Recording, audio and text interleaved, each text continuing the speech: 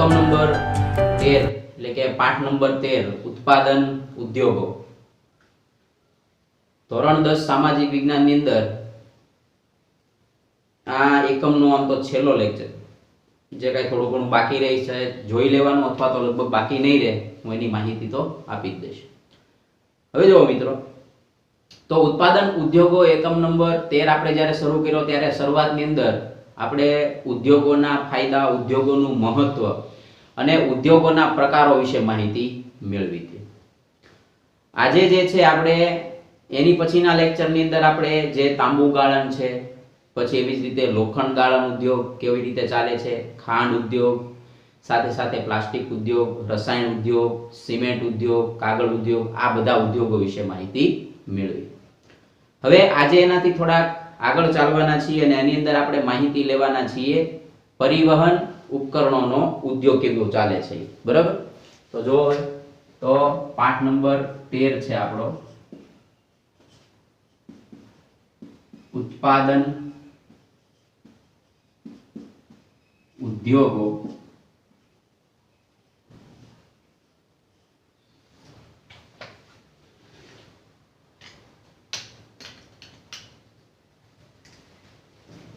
તો એની અંદર આપણો મુદ્દો છે પરિવહન ઉપકરણ, પરિવહન ઉપકરણ ઉદ્યોગ.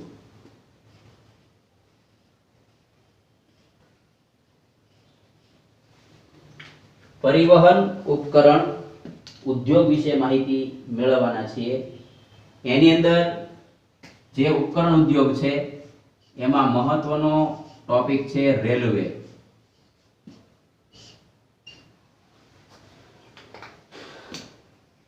તો જો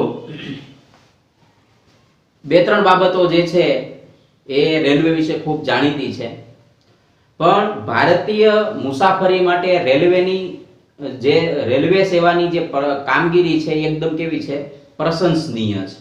બરાબર, ફરી વખત કહું છું કે મુસાફરી માટે રેલવેની એટલે કે ભારતીય રેલવેની કામગીરી કેવી છે, પ્રશંસનીય, એટલે કે આપણે એના વખાણ કરી શકીએ એ પ્રકારની છે. એનો મતલબ એમ થયો, જો સમજો, રેલવે પોતાનો સામાન ખુદ તૈયાર કરે છે. બરાબર, રેલવે પોતાનો સામાન ખુદ એટલે કે પોતે જ તે તૈયાર કરે છે. બરાબર, એ જરૂરિયાતના ઉપકરણો પોતે જ બનાવે છે. જો જરૂરિયાતના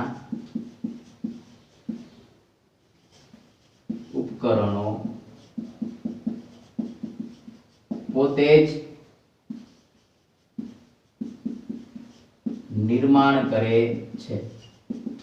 બરાબર, પોતાની જરૂરિયાતના તમામ સાધનોનો પોતે જ નિર્માણ કરે છે. દાખલા તરીકે રેલવે એન્જિન હોય, આ એનું પહેલું ઉદાહરણ છે. એવી જ રીતે મુસાફરો માટેના ડબ્બા હોય, માલગાડીના ડબ્બા,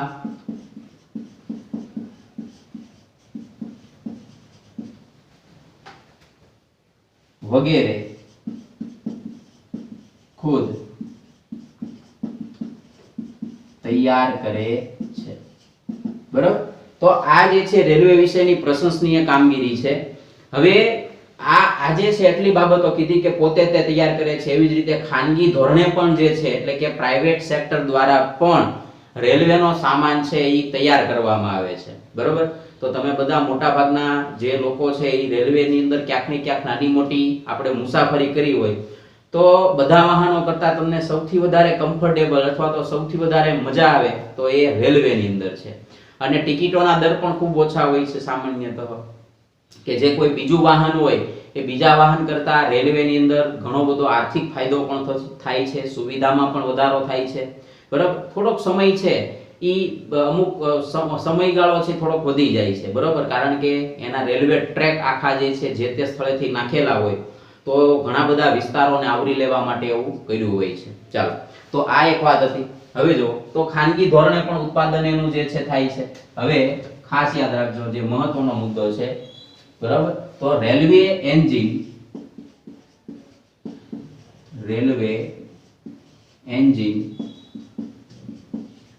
ત્રણ પ્રકારના છે.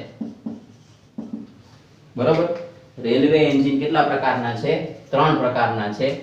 એમાં પહેલું આવશે વરાળ એન્જિન, બીજું છે ડીઝલ એન્જિન અને ત્રીજું છે વરાળ એન્જિન, ડીઝલ એન્જિન અને વર્તમાનમાં વિદ્યુત, જેને આપણે ઇલેક્ટ્રોનિક એન્જિન તરીકે પણ ઓળખીએ છીએ. તો રેલવે ટ્રેક ઉપર બરોબર વચ્ચે જે છે તાર નાખેલા હોય, બરોબર, અને એની અંદર પાવર છે વહેતો હોય, ને આગળનું જે રેલવેનું એન્જિન હોય એ એન્જિનનો એક છેડો છે એને સ્પર્શતો હોય, અને આ રીતે જે છે પાવર સપ્લાય છે એને સતત મળતી રહે છે. તો આવી રચના હોય છે વિદ્યુત એન્જિનની અંદર. હવે બીજી એક વાત કરું કે જે વરાળ એન્જિનની વાત કરે છે, તો વરાળ એન્જિનથી ચાલતી જે ગાડીઓ છે એ બંધ કરી દીધી છે સદંતર. પણ જ્યાં જ્યાં ફરવાલાયક સ્થળો હોય અથવા તો હેરિટેજ એટલે કે આપણા વારસાને યાદ કરવા માટે આવનારી પેઢી છે, એ પેઢી આવા એન્જિનથી પરિચિત થાય અને કેવા પ્રકારનો સમય હતો એ દર્શાવવા માટે આવા વરાળ એન્જિનો હવે અમુક જગ્યાએ છે એ કાર્યરત છે. બાકી મોટા ભાગના જે છે ડીઝલ એન્જિન છે. જો કે હવે ડીઝલ એન્જિનને પણ પ્રદૂષણને કારણે જે છે એમાંથી સમસ્યામાંથી મુક્ત થવા માટે ડીઝલ એન્જિનનું વિદ્યુત એન્જિનમાં રૂપાંતર અત્યારે કરવામાં આવી રહ્યું છે. બરાબર, ચાલો, તો આટલી વસ્તુ થઈ ગઈ આના વિશે. ચાલો, એની પછીના પોઈન્ટ તરફ આગળ વધીએ. હવે એની પછી એવું છે કે ડીઝલ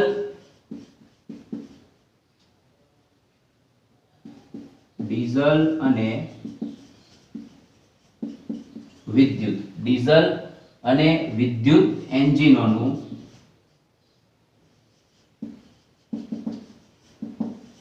ઉત્પાદન, ડીઝલ અને વિદ્યુત એન્જિનોનું ઉત્પાદન તો ઘણી બધી ઠેકાણે થાય છે સમગ્ર ભારતની અંદર. તો પહેલું યાદ રાખજો, પશ્ચિમ બંગાળના, બરોબર, પશ્ચિમ બંગાળના મિહિજામમાં. ચાલો, આ પહેલું થઈ ગયું. જો યાદ રાખજો, ડીઝલ અને વિદ્યુત એન્જિન ક્યાં બનશે? તો કે પશ્ચિમ બંગાળના મિહિજામમાં. ચિત્તરંજન લોકોમોટિવ વર્કર્સ, મિહિજામમાં નામ છે. આ જે છે સ્થળનું નામ છે અને એનું નામ છે ચિત્તરંજન લોકોમોટિવ વર્કર્સ. ચાલો, તો પશ્ચિમ બંગાળમાં આવેલું છે મિહિજામ, અને મિહિજામની અંદરનું સ્થળ છે ચિત્તરંજન. બરાબર, તો ચિત્તરંજન લોકોમોટિવ વર્કર્સ. પછી એવી જ રીતે વારાણસીની અંદર પણ છે વારાણસી. બરાબર, તો વારાણસી ક્યાં આવશે? તો અહીંયા લખી દઉં છું, ઉત્તર પ્રદેશ. બરાબર, વારાણસી જે છે એની અંદર ડીઝલ લોકોમોટિવ વર્કર્સ. યાદ રાખજો, વારાણસીમાં કયું આવશે? Diesel locomotive workers. ચાલો, તો એક આયા આવ્યું પશ્ચિમ બંગાળની અંદર, એક આવશે ઉત્તર પ્રદેશની અંદર. તો બે થઈ ગયા. એની પછી જોઈએ તો અહીંયા ડીઝલ એન્જિન બને છે, એ ખાસ યાદ રાખવાનું છે. આ સિવાય જમશેદપુરમાં, જમશેદપુર, તો જમશેદપુર રાજ્ય યાદ રાખજો, ઝારખંડ. બરાબર, તો જમશેદપુરની અંદર Tata locomotive workers, Tata locomotive workers. તો એટલી ઠેકાણે, એટલે કે તમે જોવો જોઈએ તો કે પહેલી શરૂઆત કરી પશ્ચિમ બંગાળ, ત્યાંથી તમે ઉપર આલો એટલે કે ઉત્તર પ્રદેશ, ત્યાંથી આગળ આલ્યા એટલે કે ઝારખંડ. તો આ ત્રણ રાજ્યોની અંદર જે છે એના જે છે ડીઝલ એન્જિન અને વિદ્યુત એન્જિન છે એ બનાવવામાં આવે છે. ચાલો, હવે પછીનો મુદ્દો ખાસ યાદ રાખજો, આ પણ એક બહુ મહત્વનો ટોપિક હતો. એની પછી જે છે કે ભાઈ મુસાફરો માટેના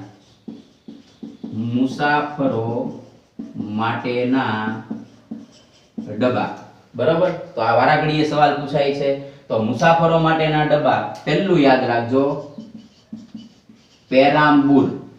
બરાબર છે, બરાબર. તો પેરામ્બુર, તો પેરામ્બુર ક્યાંય પાઠ્યપુસ્તકમાં નથી લખ્યું, પણ અહીંયા લખી નાખજો આરોર તમિલનાડુ. પેરામ્બુર ક્યાં આવશે? તમિલનાડુ. બરાબર. આ સિવાય બીજું છે બેંગલુરુ.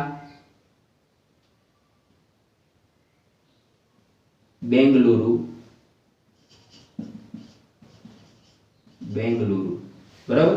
તો બેંગલુરુ અથવા બેંગાલુરુ જે છે, અથવા તો બેંગ્લોર તરીકે પણ તમે ઓળખી શકો, તો એ ક્યાં આવશે? કર્ણાટકની અંદર.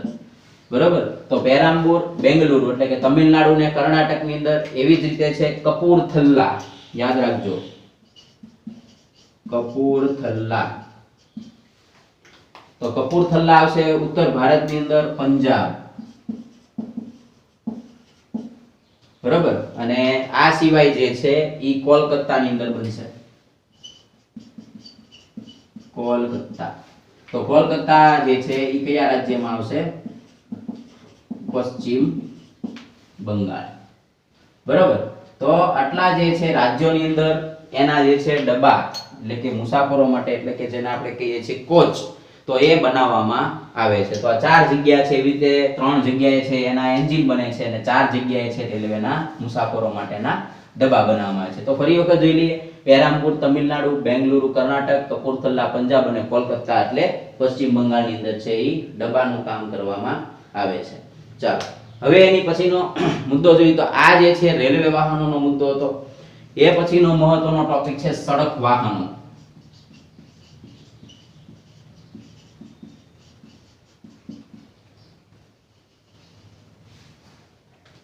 ચાલો, હવે જો હવે આની અંદર જે છે સડક વાહનોનો સૌથી સારો એવો વિકાસ થયો ને એવું બધું આપણને ખબર જ છે કે ભાઈ શરૂઆતની અંદર એક ચક્રી વાહન આવ્યા, પછી દ્વિચક્રી વાહનો આવ્યા, મોટરનો વિકાસ થયો. એવી જ રીતે જે છે ભારે એન્જિન ધરાવતા જે છે એ નવા યંત્રો છે આપણે બનાવ્યા. પણ મોટા ભાગે જે છે વાહનોનું ઉત્પાદન પ્રાઇવેટ સેક્ટર એટલે કે ખાનગી ધોરણે કરવામાં આવે છે.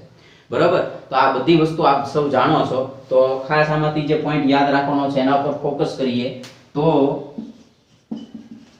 વિશ્વમાં વ્યાવસાયિક વાહનોના ઉત્પાદનમાં ભારતનું સ્થાન વિશ્વમાં, બરાબર, ઉત્પાદનમાં ભારતનું સ્થાન વિશ્વમાં 5મા, બરાબર, 5મા ક્રમે છે. 5મા ક્રમે છે. તો ગઈકાલે આવું એક 5 શબ્દ આવ્યો હતો, તો મેં તમને એવું કીધું હતું કે SAIL, SAIL, બરાબર, steel authority of India limited. તો એની નીચેનું એક વિધાન મેં એવું લખ્યું હતું કે વિશ્વની અંદર લોખંડ પોલાદના ઉત્પાદનની અંદર ભારતનું સ્થાન કેટલામું છે? 5મું છે. એમ તમારે યાદ રાખવાનું છે કે વિશ્વમાં વ્યાવસાયિક વાહનોના ઉત્પાદનમાં ભારતનું સ્થાન વિશ્વમાં કેટલામા ક્રમે છે? 5મા ક્રમે છે. બરાબર. અને બીજી એક વાત છે કે આપણે સાયકલ અને ટ્રેક્ટરનું બહુ વધારે ઉત્પાદન કરીએ છીએ. એમાં સાયકલ જે છે એ પ્રથમ ક્રમે છે અને ટ્રેક્ટર છે એ દ્વિતીય ક્રમે છે. તો આ બે જે વાહનો છે સાયકલ અને ટ્રેક્ટર્સ, તો એની આપણે વિદેશમાં પણ નિકાસ આજે છે એ કરી રહ્યા છીએ. તો આપણે એની અંદર ખૂબ સારું એવું કાર્ય કર્યું છે એમ કહી શકીએ. ચાલો, એની પછીનો મુદ્દો જોઈએ તો એની પછી છે જહાજ બાંધકામ.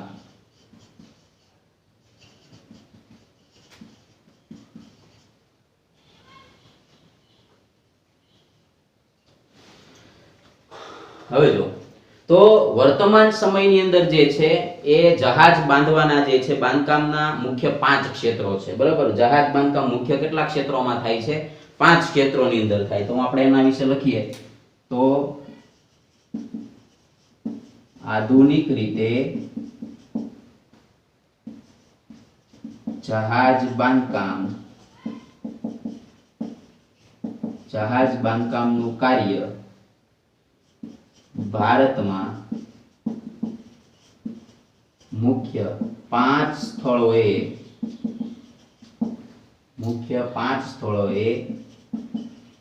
કરવામાં આવે છે. બરાબર. મુખ્ય 5 સ્થળ છે.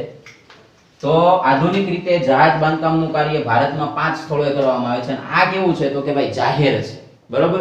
જાહેર ક્ષેત્રનું બાંધકામ છે, એટલે કે સરકાર અને જે છે પબ્લિકના નાણાં પણ રોકાયેલા હોય એની વાત કરે છે. તો એની અંદર પહેલું આપણે યાદ રાખવાનું છે. તો આધુનિક રીતે બાંધવામાં આવે છે તો એમાં પહેલું છે ઈ છે વિશાખાપટ્ટનમ. બરોબર, વિશાખાપટ્ટનમ ની અંદર બાંધવામાં આવે છે મોટા જહાજો. તો વિશાખાપટ્ટનમ ક્યાં આવશે તો કે આંધ્રપ્રદેશમાં.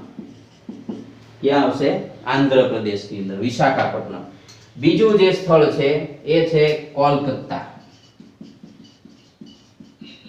બરાબર, તો કોલકાતા જે છે હમણાં આગળ જ મેં કીધું પશ્ચિમ બંગાળ. બરાબર, ચાલો એની પછીનું ત્રીજું સ્થળ છે તો મુંબઈ. બરાબર, તો મુંબઈ છે બધાને ખબર હોય ક્યાં આવેલું છે, કયા રાજ્યમાં, તો એ મહારાષ્ટ્ર રાજ્યની અંદર આવેલું છે. બરાબર, એની પછીનું જે સ્થળ છે એ છે માર્મગોવા. માર્મગોવા. તો તમે જ્યારે માર્મગોવા બોલો છો ત્યારે તે રાજ્યનું નામ આવી જાય છે એની અંદર, છતાં લખી નાખીએ છીએ ગોવાની અંદર આવેલું આ એક મહત્વનું બંદર છે માર્મગોવા. બરોબર, આ બધા બંદરોના જ નામ છે. બરોબર, બંદરો જ છે. અને તમે જો વિશાખાપટ્ટનમ, કોલકાતા, મુંબઈ, માર્મગોવા આ બધા સ્થળો જે છે ભારતની સમુદ્ર સપાટીને સ્પર્શીને આવેલા છે. ખ્યાલ આવી ગયો? અને આટલા જે છે 4 થઈ ગયા. હવે એક બાકી છે અને એ છે કોચી. બરોબર, તો આવી ગયું કોચી. તો કોચી જે છે એ આવશે કર્ણાટકની અંદર. બરોબર, તો કોચી જે છે આટલા જે સ્થળો છે ભારતની અંદર સમુદ્રની અંદર જે જહાજ બાંધકામનો ઉદ્યોગ ચાલે છે એની અંદર આટલા સ્થળો જે છે એ જોઈ લેવાના. એક કોચી છે તમે છતાં જોઈ લેજો. મારા ખ્યાલ પ્રમાણે કર્ણાટક અથવા કેરળ બેમાંથી એક રાજ્યની અંદર છે. બરાબર, ચાલો તો આ બે જે છે જહાજ બાંધકામના ઉદ્યોગના સ્થળો થઈ ગયા. હવે એમાંથી મેઇન વસ્તુ યાદ રાખવાની છે કે જો મોટા કદના જહાજો હોય, બહુ મોટા કદના જહાજો હોય તો એ બે સ્થળે બાંધવામાં આવે છે, એક વિશાખાપટ્ટનમ અને એક કોચી. બરોબર, ક્યાં ક્યાં બાંધવામાં આવે છે? એક વિશાખાપટ્ટનમ ની અંદર અને બીજું ક્યાં આવશે? કોચી ની અંદર. હવે બીજી વસ્તુ છે કે આ જહાજ બાંધકામ એવો શબ્દ આવ્યો ને તો જહાજ બે રીતે થઈ શકે, એક પાણીનું થઈ શકે ને એક હવાનું થઈ શકે. તો ભારતની અંદર જે છે આપણે અત્યારે હાલમાં હેલિકોપ્ટરનું ઉત્પાદન કરી શકીએ છીએ. બરોબર, તો આ નોટ કરજો, ખાસ યાદ રાખજો. હાલના સમયમાં ભારતમાં આપણે હેલિકોપ્ટરનું ઉત્પાદન કરીએ છીએ. ખાસ કરીને મોટાભાગના જે હેલિકોપ્ટરો છે એ હેલિકોપ્ટરો આપણી જે સૈન્ય છે એ સૈન્યની જરૂરિયાત પૂરી કરે છે. અને એના જે સ્થળો છે તો એમાં એની અંદર જે છે બેંગલારુ છે, કોરાપુટ છે, નાસિક છે, હૈદરાબાદ છે અને લખનૌમાં આ પ્રકારના ઉદ્યોગો છે એનો વિકાસ થયો છે. બરોબર, તો આ જે ઉદ્યોગો છે એની અત્યારે કાર્યશૈલી છે. પણ યાદ રાખજો આપણે જે પ્લેન છે એટલે કે મુસાફરો માટેના જે પ્લેનો છે એ આપણે હજી હાલમાં બનાવતા નથી. તો આ વસ્તુ ક્લિયર રાખજો કે આપણે હેલિકોપ્ટર બનાવી શકીએ છીએ પણ મુસાફરો માટેના હવાઈ જહાજો આપણે બનાવતા નથી. બરોબર, તો આટલી વસ્તુ થઈ ગઈ. રેલવે એન્જિન 3 પ્રકારના: વરાળ, ડીઝલ અને વિદ્યુત. બરોબર, પછી પેરામ્બૂર તમિલનાડુ, બેંગલુરુ કર્ણાટક, કપૂરથલા પંજાબ અને કોલકાતા પશ્ચિમ બંગાળ. પાઠ્યપુસ્તકમાં એના રાજ્યો સહિત માહિતી આપી નથી, તો તમે લખી નાખજો કોઈ પણ સ્થળે. પાઠ્યપુસ્તકમાં પણ તમે લખી શકો છો. ચાલો હવે એની પછીના મુદ્દા પર આગળ ચાલીએ.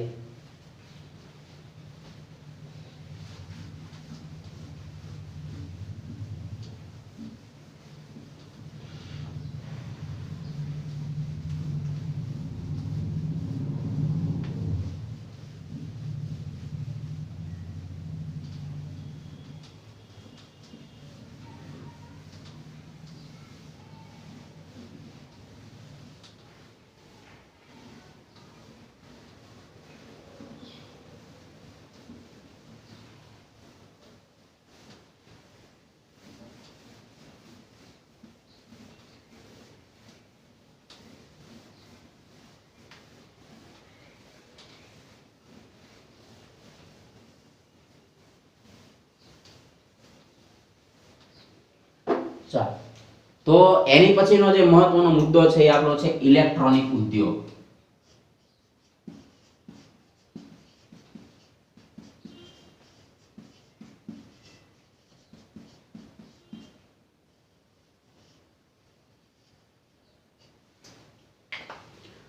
તો જો ખાસ યાદ રાખજો, રેડિયો સેટ અને ટેલિફોન ઉદ્યોગની સ્થાપના ભારતની અંદર ઈસવીસન 1905 માં થઈ, બરોબર?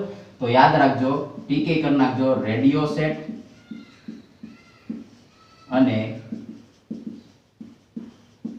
ટેલિફોન સેટ, બરોબર?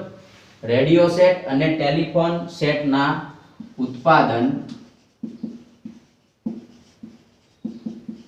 ઉદ્યોગની સ્થાપના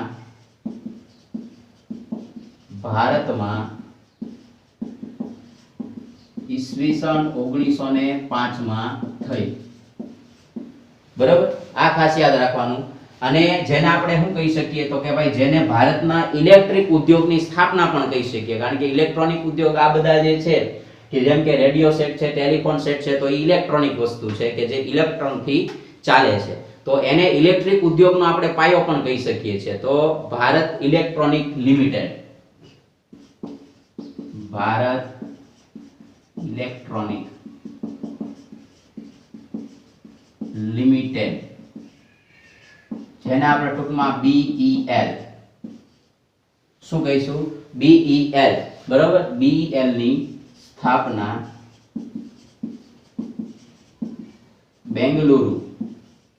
બેંગલુરુમાં કરવામાં આવી.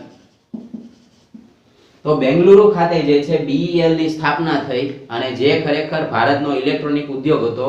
હવે એનો મુખ્ય હેતુ શું હતો? તો કે ભાઈ સેના, આકાશવાણી, હવામાન વિભાગને લગતા ઉપકરણો ઈ બધું બનાવવાની કામગીરી કોની હતી? તો કે ભાઈ BEL ની, ભારત ઇલેક્ટ્રોનિક લિમિટેડ, બરાબર? તો ખાસ યાદ રાખજો, એની કામગીરી ફરી વખત બોલું છું. BEL ની જે મુખ્ય કામગીરી હતી તો એની અંદર સેના, આકાશવાણી અને હવામાન વિભાગના જે 3 ક્ષેત્રો છે એની માટેના ઉપકરણો બનાવવાનો હતો. પરંતુ હવે શું થયું? જો જ્યારે આજે જાણીતું નામ છે ઈસરો, બરાબર? જાણીતું નામ છે, આપણે બધા જાણીએ છીએ ઈસરો. તો તમને અહીંથી પૂછી શકાય, નામ પણ પૂછી શકાય, ઇન્ડિયન સ્પેસ રિસર્ચ ઓર્ગેનાઇઝેશન, બરાબર? અને આ ઈસરો છે એનું વડું મથક પણ ક્યાં આવેલું છે? તો ઈસરોનું વડું મથક પણ બેંગલુરુ. તો બેંગલુરુ કોનું પાટનગર છે? તો બેંગલુરુ કર્ણાટકનું પાટનગર છે, ત્યાં ખાતે, એટલે કે દક્ષિણ ભારતમાં આવેલું છે. તો આ ખાસ યાદ રાખજો. સાથે આપણે એ પણ કહી દઉં કે અહીંયા કર્ણાટક છે, ત્યાં કોફીનું ઉત્પાદન પણ કરવામાં આવે છે, તો કુર્ગ પ્રદેશ પણ કર્ણાટકમાં આવેલો છે. તો યાદ રાખો કે ઈસરો છે, ઇન્ડિયન સ્પેસ રિસર્ચ ઓર્ગેનાઇઝેશન, એનું વડું મથક પણ બેંગલુરુમાં આવેલું છે. તો ઈસરો જે છે એ પણ આનું જે છે ઘણા સાધનોનું, તો આજે ઈસરો પણ ઘણા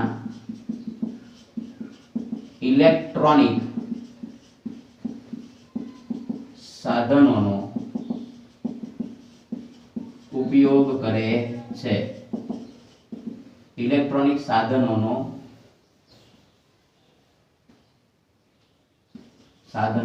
ઉત્પાદન કરે છે. ચાલો, તો આટલી વસ્તુ ક્લિયર થઈ ગઈ. ઇન્ડિયન સ્પેસ રિસર્ચ ઓર્ગેનાઇઝેશન ખાસ યાદ રાખજો. બીજી એક બાબત આમાં ખાસ નોંધવા જેવી, જે ભવિષ્યમાં પણ તમને ખબર હોવી જોઈએ, કે હાર્ડવેર અને સોફ્ટવેર, બરાબર? હાર્ડવેર અને સોફ્ટવેર ક્ષેત્રે ભારતે ઘણી પ્રગતિ સાધી, બરાબર? ભારતે જે છે ઘણી પ્રગતિ સાધી, તેથી બેંગલુરુ ઉદ્યોગને જે છે પ્રગતિ સાધી, જેથી બેંગલુરુ, બરાબર, બેંગલુરુ ઉદ્યોગોની રાજધાની બન્યું. આથી તેને, બરાબર, આથી તેને ભારતની, મોસ્ટ ટાઈમ યાદ રાખજો, આથી તેને ભારતની સિલિકોન વેલી, સિલિકોન વેલી, સિલિકોન વેલી કહે છે. સમજાય છે? તો ઉદ્યોગની રાજધાની બન્યો, એટલે કે ખાસ કરીને હાર્ડવેર અને સોફ્ટવેર ક્ષેત્રે ભારતે પ્રગતિ કરી અને એનું મુખ્ય મથક બન્યું બેંગલુરુ. તો તો બેંગલુરુને ભારતની શું કહેવાય છે? સિલિકોન વેલી તરીકે ઓળખવામાં આવે છે. ખરેખર આ જે સિલિકોન વેલી નામનું સ્થળ છે એ ખરેખર અમેરિકામાં આવેલું છે, બરોબર. તો ત્યાં પણ આવા ટેકનોલોજી અને વિજ્ઞાનને લગતા પાર્ક છે, જ્યાં અલગ અલગ ચિપ્સ અને હાર્ડવેર અને સોફ્ટવેર ક્ષેત્રે જે છે સાધનોનું ઉત્પાદન કરવામાં આવે છે. તો એ સ્થળનું નામ સિલિકોન વેલી છે. તો એને લક્ષ્યમાં લઈને બેંગલુરુ એવી રીતે વિકાસ પામ્યું, એટલે એને ભારતની શું કહેવાય છે? સિલિકોન વેલી તરીકે ઓળખવામાં આવે છે. ચાલો, તો હવે એની પછીના પોઈન્ટ ઉપર જઈએ. તો એની પછીના જે છે 2 પોઈન્ટ બાકી છે, જે ખૂબ મહત્વના છે.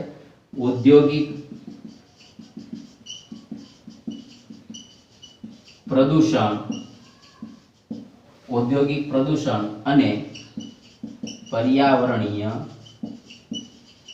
અવક્રમણ. ખાસ બહુ મહત્વના મુદ્દા છે. ઔદ્યોગિક પ્રદૂષણ વિશે આપણને બધાને ખબર હોય, બરાબર. પણ પર્યાવરણીય અવક્રમણ કોને કહેવાય? પર્યાવરણીય અતિક્રમણને રોકવાના ઉપાયો શું છે? બરાબર. તો પર્યાવરણીય અતિક્રમણ આપણે એને કહેશું, બરાબર.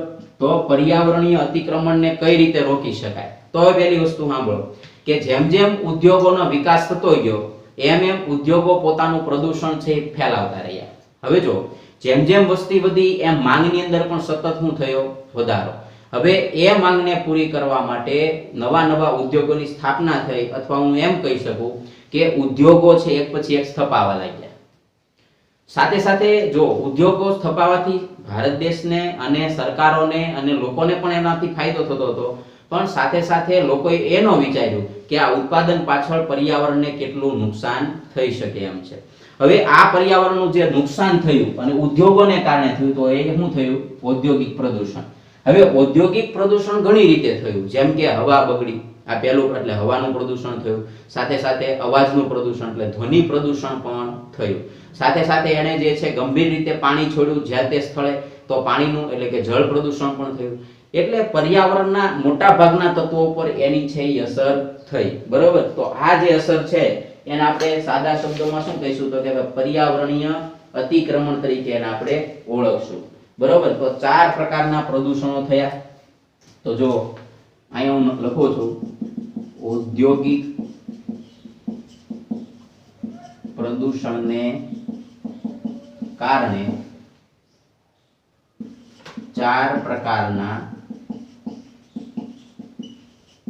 પ્રદૂષણોમાં વધારો થયો, બરાબર. હવે 4 પ્રકારના પ્રદૂષણો કયા કયા છે? તો જોઈએ આપણે 4 પ્રકારના. તો એની અંદર પહેલું જે પ્રદૂષણ છે એ થયું ભૂમિ પ્રદૂષણ. ચાલો, આ પહેલું આપણને મળ્યું ભૂમિ પ્રદૂષણ. બીજું જે પ્રદૂષણ થયું એ થયું ધ્વનિ પ્રદૂષણ, બરાબર. એવી જ રીતે થયું હવાનું પ્રદૂષણ, અને ચોથું થયું જળ પ્રદૂષણ, બરાબર. તો આ જો 4 પ્રકારના પ્રદૂષણો થયા. અને આજનો જે સ્પર્ધાત્મક, ટૂંકમાં આપણે એમ કહીએ કે સ્પર્ધાત્મક યુગ છે. લોકો એક પછી એક જે છે પોતાની રીતે આવક કમાવાના પ્રયાસો કરી રહ્યા છે, અને ઉદ્યોગો પણ આ હોડની અંદર પાછળ નથી. તો પરિણામે શું મળ્યું? તો કે ભાઈ આ પ્રકારના પ્રદૂષણનો શિકાર છે એ પૃથ્વી થઈ ગઈ, અને એના કારણે માણસોના કારણે પૃથ્વીને નુકસાન થયું, સાથે સાથે એના વાતાવરણ અને જીવજંતુઓને પણ નુકસાન થયું. તો આને આપણે સરળ શબ્દમાં શું કહીશું? પર્યાવરણનું અતિક્રમણ કર્યું આપણે, બરોબર. તો આ જે છે એને આપણે સરળ શબ્દોમાં અતિક્રમણ એટલે શું? તો કે પર્યાવરણને હાનિ પહોંચાડવી, બરોબર. ટૂંકમાં એમ કહી શકીએ કે પર્યાવરણના વાતાવરણને હાનિ કે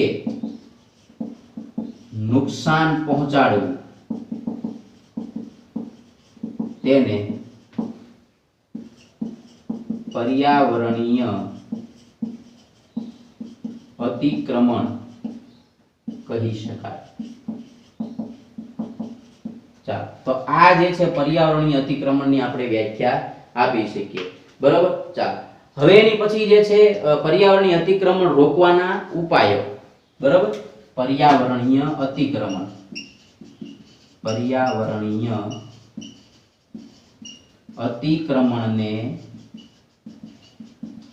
રોકવાના ઉપાયો. બરાબર. તો આધુનિક ઉપાયોની આપણે જો વાત કરીએ તો પ્રદૂષણને આપણે શું કરી શકીએ તો કે ભાઈ પ્રદૂષણને એક તો ફિલ્ટર, સ્ક્રબર, બરાબર, એને ફિલ્ટર કરી શકાય, એને સ્ક્રબ કરી શકાય. આ સિવાય પ્રેસિપેટર્સ, બરાબર, પ્રેસિપેટર્સ. હવે જો સમજો, હવે પ્રદૂષણને ફિલ્ટર કરવું એટલે શું? તમે સમજો કે કોઈ ચીમની છે ઉદ્યોગની, એટલે કે ત્યાંથી ધુવાડો બહાર નીકળે છે તો ત્યાં એનું માપક યંત્ર મૂકી દેવું કે કેટલા પ્રમાણની અંદર આ ઉદ્યોગ છે પ્રદૂષણ ફેલાવે છે.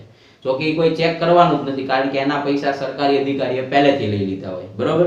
હવે સમજો કે છતાં પણ જો આવું થાય અને એવું કોઈ વ્યક્તિ નક્કી કરે તો એને ફિલ્ટર કરીને છોડવું. ફિલ્ટર કરીને એટલે કે એની અંદર રહેલી જે પ્રદૂષણની માત્રા છે એ પ્રદૂષણની માત્રામાં શું થઈ જાય? ઘટાડો કરી શકાય. પછી આ સ્ક્રબર છે, તો સ્ક્રબર એક એવું યંત્ર છે કે એની અંદરના જે ઘન તત્વો હોય, એટલે કે જે હવા બહાર છોડે છે એની અંદરના ઘન તત્વો એની આરે ચોંટી જાય, જેથી કરીને હવાની અંદર પ્રદૂષણનું પ્રમાણ ઘટાડી શકાય. અને પ્રેસિપેટર્સ આ બે એવા યંત્રો છે કે જેની મદદથી આવું કાર્ય છે એ થઈ શકે, બરાબર. તો ધુમાડાને ચોક્કસ પ્રક્રિયા કરે, બરાબર. ધુમાડો હોય, પ્રેસિપેટર્સ નું કામ હોય તો કે ધુમાડાની અંદર ચોક્કસ પ્રક્રિયા કરે ને એમાં ચૂનાનું પાણી હોય તો એની સાથે ભેળવી દે, જેથી કરીને એને પ્રદૂષણની માત્રા છે એ ઘટાડી શકાય. તો આ રીતે જે છે આપણે પ્રદૂષણને રોકી શકીએ. અને બીજો જો એક સરળ ઉકેલ એ પણ છે કે આપણે આપણી જરૂરિયાતો ઘટાડીએ, કુદરતી તત્વોનો સૌથી વધુ ઉપયોગ કરીએ અને વૃક્ષો વાવશું તો આપણે પ્રદૂષણને ચોક્કસપણે ઘટાડી શકશું. તો અહીંયા આપણો એકમ નંબર 13 છે પૂરો થાય છે. હવે પછી પાછા આપણે મળશું નેક્સ્ટ લેક્ચરની અંદર નવા એકમ સાથે. આપ સૌનો ખૂબ ખૂબ આભાર.